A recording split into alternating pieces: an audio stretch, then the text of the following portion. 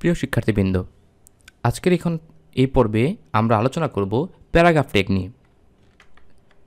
Paragraph ট্যাগের শুরুতেই তোমাদেরকে আমি প্যারাগ্রাফ দেখাতে চাই। খেয়াল করে দেখো, এখানে একটি কম্পোজিশন রয়েছে মাই কান্ট্রি নামে, এবং এখানে অনেকগুলো স্টেপ রয়েছে, যেমন introduction, land area boundary, population, ethnic competition and distribution, religious, festival ইত্যাদি ইত্যাদি। খেয়াল করে দেখো, এই যে একটা ব্লক এবং এইখানে আরও একটি ব্লক, এই ব্লক দুটির ভিতরে কিন্তু একটা ডিস্টেন্স রয়েছে। এখন এই যে উপরে যে ব্লকটা, এটা হচ্ছে একটা প্যারাগ্রাফ, এবং এইটা হচ্ছে তোমার আরও একটা প্যারাগ্রাফ।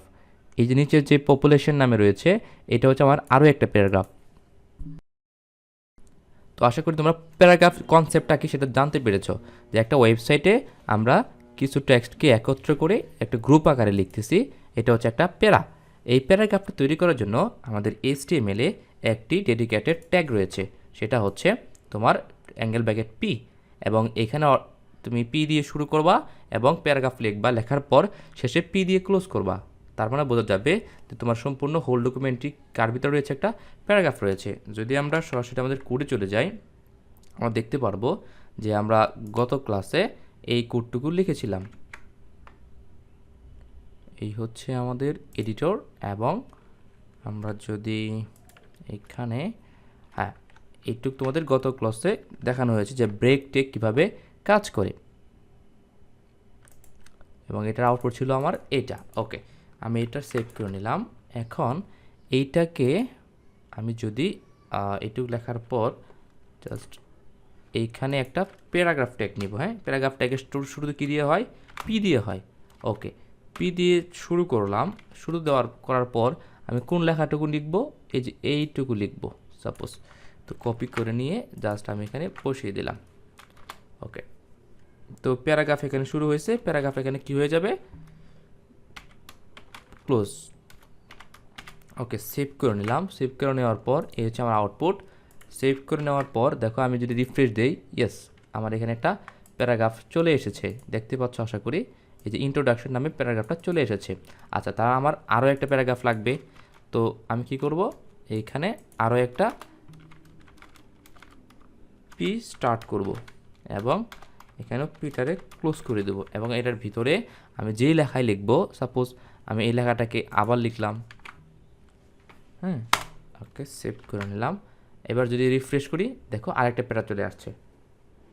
আমি যদি আরও একটা প্যারা লিখি, যে হচ্ছে পপুলেশন নামে, এই তো পি, তাহলে হচ্ছে কী করতে হবে? আমাকে শুরুতে অবশ্যই একটা প্যারাগ্রাফ দেওয়া লাগবে। আর যদি প্যারাগ্রাফ না দিই তাহলে কী হবে? দেখো, এখানে ধরো সাধারণ লেখা দিলাম, এখানে এরকম আরও একটা লেখা দিলাম।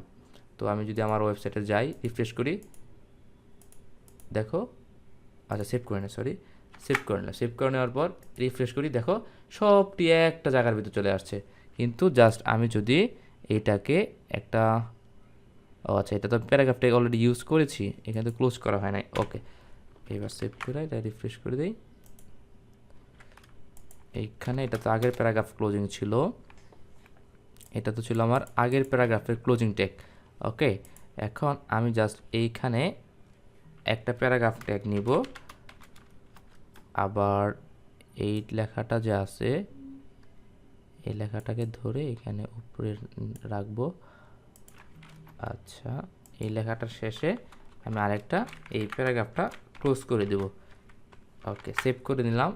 এবার যখন রিফ্রেশ করব, ইয়েস, তখন এখানে আমার আরও একটা প্যারাগ্রাফ ক্রিয়েট হয়ে গেল। আশা করি তোমরা কিভাবে প্যারাগ্রাফ ট্যাগ লিখতে হয় সেটা বুঝতে পারছো। আচ্ছা, খেয়াল করে দেখো, আমার যে ওয়েবসাইট রয়েছে, এখানে কিন্তু এই যে ইন্ট্রোডাকশন লেখাটা একটা বোল্ড, এই ল্যান্ড এরিয়া লেখাটাও বোল্ড। ওকে, নো প্রবলেম। তো হচ্ছে আমি এইখানে গেলাম, এই যে ইন্ট্রোডাকশন লেখাটার ভিতরে এই লেখাটা কেমন হবে? বোল্ড হবে। কিন্তু আমি যে লিখছিলাম, এই যে the name of the country is Bangladesh, এই যে introduction, the name of the country of Bangladesh, এটা কিন্তু কি না, এখনও বোল্ড না। তো এই বোল্ড করার জন্য আমি আগামী পর্বে তোমাদের দেখাবো, তবুও তোমাদের বোঝার জন্য আমি লিখে দিচ্ছি এখানে এই ইন্ট্রোডাকশন লেখাটাকে শুধুমাত্র আমরা এই বি ট্যাগের ভিতর লিখবো বি ট্যাগের ভিতরে। এই যে দেখো, এটা বি শুরু করলাম, বি ক্লোজ করে দিলাম।